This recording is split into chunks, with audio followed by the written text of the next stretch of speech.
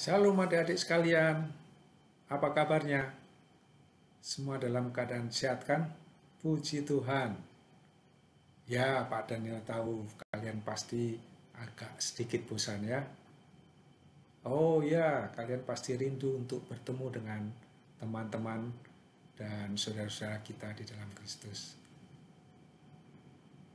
Marilah kita dengan penuh semangat juga kita akan memulai pada remaja kita pada pagi hari ini. Mari kita memohon pertolongan dan penyertaan Tuhan. Mari kita berdoa. Ya Tuhan yang Maha Baik, kami mengucap syukur atas perlindungan dan penyertaan Tuhan bagi kami dan keluarga kami, sehingga pada saat ini kami dalam keadaan baik. Tuhan, pada pagi hari ini kami ingin memulai kembali ibadah online kami. Kami percaya bahwa Tuhan hadir di rumah kami masing-masing. Kami percaya bahwa Tuhan akan mencurahkan berkat bagi kami. Oleh karena itu Tuhan, biarlah roh Tuhan menguasai kami semua, supaya kami boleh dibukakan pengertian dan kebenaran firman. Hadirlah Tuhan dan pimpinlah ibadah ini dari awal sampai akhir. Dalam nama Tuhan Yesus kami berdoa. Amin.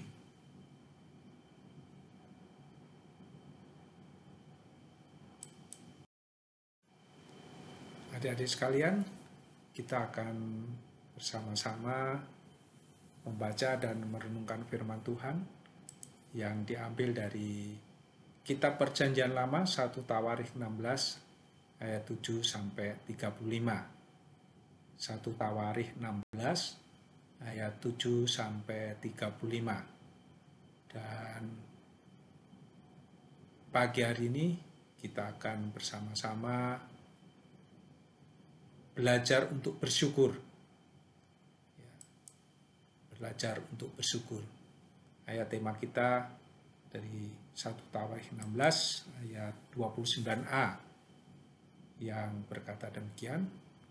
Berilah kepada Tuhan kemuliaan namanya, bawalah persembahan dan masuklah menghadap Dia. Tuhan, untuk memahami bacaan kita dari ayat 7 sampai 35 ini, mari kita melihat latar belakang dari ayat-ayat ini. Tentunya kita bisa melihat dari mulai ayat yang pertama. Pada bagian 1 Tawarikh 16 ini, kita bisa melihat bahwa berisi tentang nyanyian puji-pujian dari Raja Daud yang ditujukan kepada Tuhan. Nyanyian pujian sebagai bentuk rasa syukur, menyembah dan memuliakan nama Tuhan atas karya Tuhan bagi umatnya. Adik-adik, setelah berabad-abad, tabut Allah hilang karena peperangan. Dan kini tabut Allah sudah kembali lagi pada umat Allah di Yerusalem dan diletakkan di kemah suci. Tabut Allah atau tabut perjanjian adalah sebuah peti khusus, peti kudus yang berlapiskan emas dan di dalamnya tersimpan satu buli-buli emas berisi mana. Kalian tentu tahu dan ingat, mana ini adalah makanan ketika bangsa Israel mengembara di padang pasir. Nah, tentunya mana ini mengingatkan umat Tuhan akan pemeliharaan Allah. Kemudian yang kedua, berisi tongkat Harun yang pernah bertunas. Nah, ini memang aneh. Tongkat kok bisa bertunas, berbunga, dan bahkan mengeluarkan buah. Tentunya ini mengingatkan umat Tuhan akan mukjizat Allah yang ajaib. Kemudian yang ketiga berisi tentang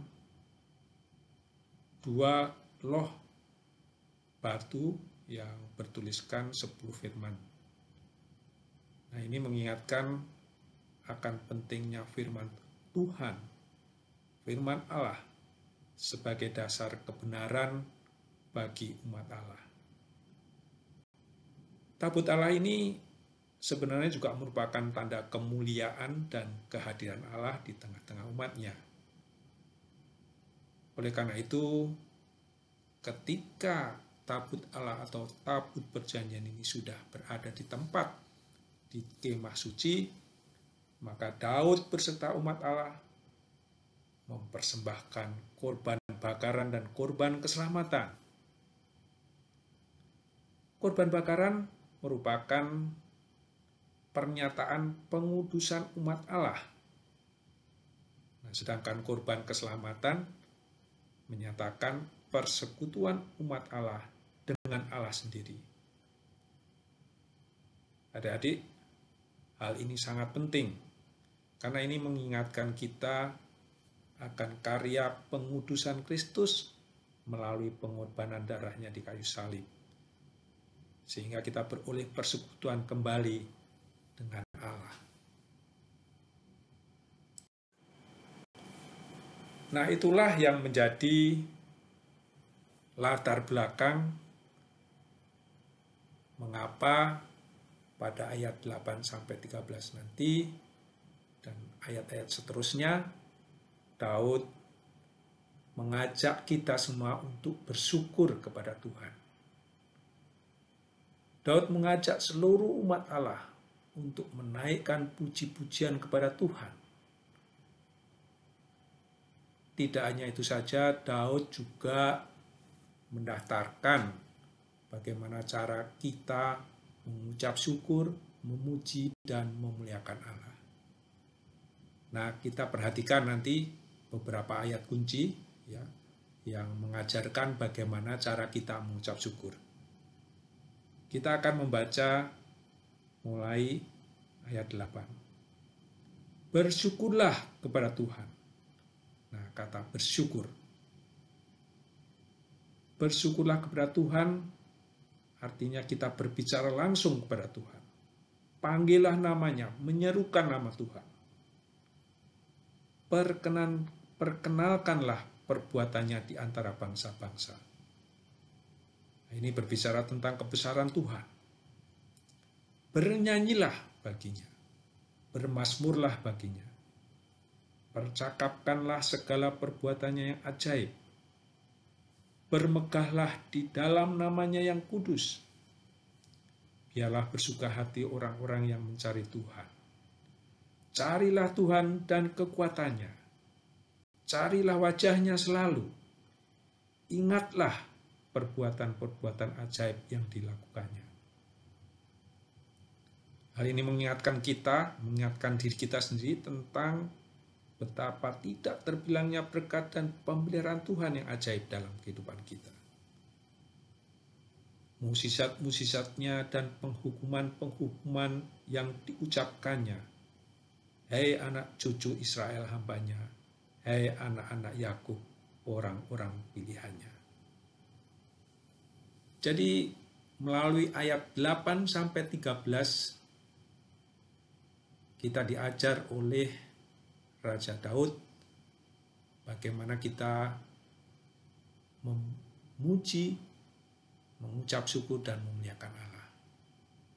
Nah, kita sudah temukan kan ayat kuncinya bersyukur, berseru, memberitakan, bernyanyi, membicarakan, memegahkan, mencari, mengingat. Nah, itulah kata-kata kunci bagaimana kita mengucap syukur kepada Allah.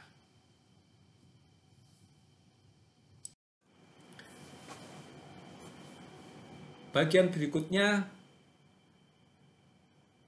ayat 14-19 ini berbicara tentang alasan kita mengapa kita senantiasa mengucap syukur kepada Allah. Salah satunya adalah perjanjian Allah dengan umatnya. Daud mengingatkan sekaligus mengajarkan tentang perjanjian Allah dengan umat pilihannya. Kita baca ayat 14. Dialah Tuhan Allah kita. Di seluruh bumi berlaku penghukumannya. Ayat ini menunjukkan bahwa Tuhan adalah Tuhan seluruh bumi. Otoritas dan kekuasaan Tuhan tidak terbatas hanya pada umat perjanjian, tetapi berlaku atas semua alam semesta ciptaannya. Ia ingat untuk selama-lamanya akan perjanjiannya. Tuhan menginginkan kita umatnya untuk tidak pernah juga melupakan perjanjian yang Dia buat dengan mereka. Allah membuat perjanjian dengan Abraham. Dimulai dari Abraham ya, tentang tanah, bangsa, dan berkat mesianik yang akan datang. Allah membuat perjanjian dengan bangsa Israel sebagai bangsa. Hal ini berkenaan dengan hukum, pengorbanan, dan pilihan untuk berkat atau kutuk. Selanjutnya Allah membuat perjanjian dengan Daud tentang garis keturunan khusus dari Mesias. Dan pada akhirnya Allah membuat perjanjian dengan semua orang yang akan percaya pada anaknya, yaitu perjanjian baru melalui Yesus Kristus. Firman yang diperintahkannya kepada 1000 angkatan, yang diikatnya dengan Abraham, dan akan sumpahnya kepada Ishak, diadakannya bagi Yakub menjadi ketetapan. Bagi Israel menjadi perjanjian kekal. Firman-Nya, kepadamu akan kuberi tanah Kanaan sebagai milik pusaka yang ditentukan bagimu. Ketika jumlah mereka tidak seberapa, sedikit saja, dan mereka orang-orang asing di sana. Adik-adik, perjanjian Allah dengan kita umatnya bersifat kekal. Oleh karena itu, kita patut mengucap syukur akan hal itu. Tidak hanya itu saja, adik-adik. Kita mengucap syukur karena perlindungan Allah atas umatnya, atas kita sekalian. Ini kita bisa lihat dari ayat berikutnya, ayat 20-22. Di sana Daud menyaksikan perlindungan Allah atas semua umatnya. Perlindungan dalam situasi dan kondisi apapun. Dan mengembara dari bangsa yang satu ke bangsa yang lain, dan dari kerajaan yang satu ke suku bangsa yang lain. Ia tidak membiarkan siapapun memeras mereka. Dihukumnya raja-raja oleh karena mereka. Jangan mengusik orang-orang yang kuurapi, dan jangan berbuat jahat terhadap nabi-nabiku.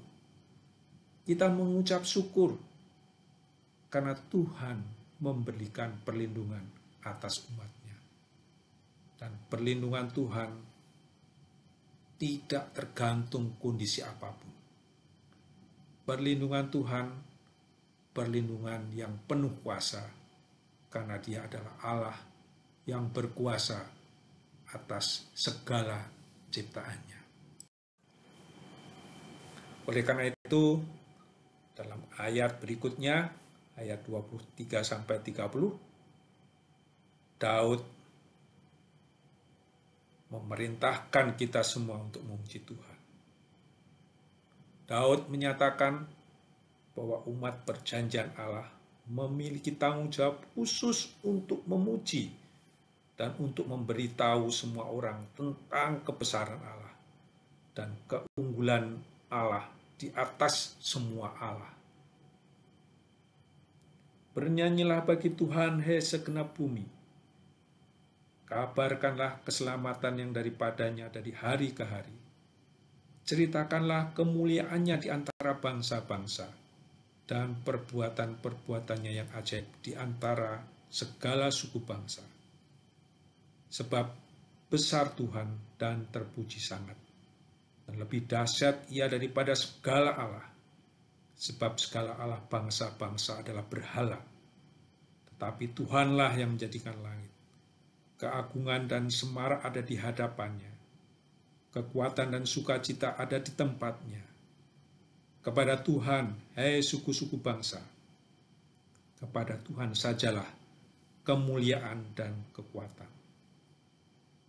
Berilah kepada Tuhan kemuliaan namanya. Ini berarti bahwa Tuhan tidak memiliki sesuatu, bukan. Tetapi kita memberikan kepada Allah yang memang sudah Allah miliki. Oleh karena itu kita memuji kepada Tuhan terhadap apa yang sebenarnya dimiliki Allah.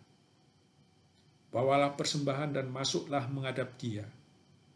Sujudlah menyembah kepada Tuhan dengan berhiaskan kekudusan. Gemetarlah di hadapannya, hai segenap bumi. Sungguh tegak dunia, tidak bergoyang. Kita patut memuji Tuhan, karena Dia adalah Allah yang berkuasa atas dewa-dewa, atas Allah-Allah lain. Dan Dialah Allah yang melindungi dan membuat perjanjian dengan kita. Adik-adik yang dikasihi Tuhan, ayat berikutnya, ayat 30-33, ternyata Daud juga mengetahui bahwa ciptaan itu sendiri memuji Allah. Daud tahu bahwa keindahan dan kekuatan serta keagungan ciptaan itu memberi kesaksian, pujian kepada penciptanya. Nah, ternyata ciptaan dapat memberi tahu kepada bangsa-bangsa yang belum mengenal Allah apa yang harus mereka ketahui tentang Allah.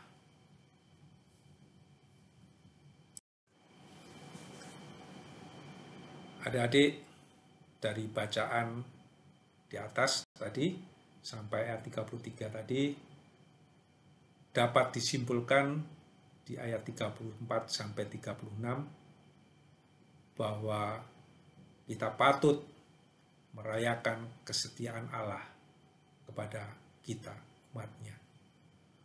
Tuhan setia kepada umatnya, meskipun umatnya tidak setia kepada Dia dan firman-Nya. Namun kasih setianya kekal kepada umatnya. Karena itu umat Tuhan senantiasa merayakan kesetiaannya. Bersyukurlah kepada Tuhan sebab Ia baik, bahwasanya untuk selama-lamanya kasih setianya. Dan katakanlah, selamatkanlah kami ya Tuhan Allah, penyelamat kami. Dan kumpulkanlah dan lepaskan kami dari antara bangsa-bangsa, supaya kami bersyukur kepada nama-Mu yang kudus, dan bermegah dalam puji-pujian kepadamu. Terpujilah Tuhan Allah Israel, dari selama-lamanya sampai selama-lamanya. Maka seluruh umat mengatakan, amin, pujilah Tuhan. Adik-adik yang dikasihi Tuhan, itulah puji-pujian yang patut kita naikkan kepada Tuhan, oleh karena Dia memang Allah yang penuh dengan kemuliaan. Allah yang penuh kemuliaan, namun mau mengikat perjanjian dengan umatnya, kepada kita yang berdosa. Allah yang penuh kemuliaan, mengikat perjanjian dengan kita, sekaligus juga Dia memberi perlindungan kepada kita. Oleh karena itu, kita patut membawa persembahan yang terbaik bagi Tuhan sebagai penerapan kita. Sebagai remaja yang belum bekerja, kalian diberi oleh orang tua tanggung jawab memberikan persembahan melalui uang pemberian orang tua yang diserahkan pada kalian. Oleh karena itu, marilah kita berikan uang tersebut dengan hati yang rela dan sukacita. Jangan dipotong ya. Kita memberikan dengan sukacita, sebab Tuhan mengasihi orang yang memberi dengan sukacita. Itulah yang kita bisa pelajari dari 1 Tawarikh 16 ayat 7-35. Biarlah itu menjadi pengingat kita bahwa kita harus senantiasa bersyukur. Mulai dari sekarang kita bersyukur kepada Tuhan. Amin. Mari kita berdoa. Tuhan, kami mengucap syukur atas karya Tuhan di dalam kehidupan kami. Kami mengucap syukur bahwa Engkau Allah yang Maha Tinggi mau datang di dalam Tuhan Yesus Kristus kepada kami yang hina dan dosa ini. Dan kami telah Engkau angkat menjadi umat-Mu, menjadi anak-anak-Mu, dan Engkau memberi perlindungan kepada kami. Sungguh luar biasa Tuhan berkat yang kami terima. Oleh karena itu, biarlah ajalah kami dalam keadaan apapun senantiasa bersyukur pada Tuhan. Berkatilah anak-anak-Mu Tuhan, anak-anak remaja yang masih bertumbuh akan pengenalan kepada Engkau.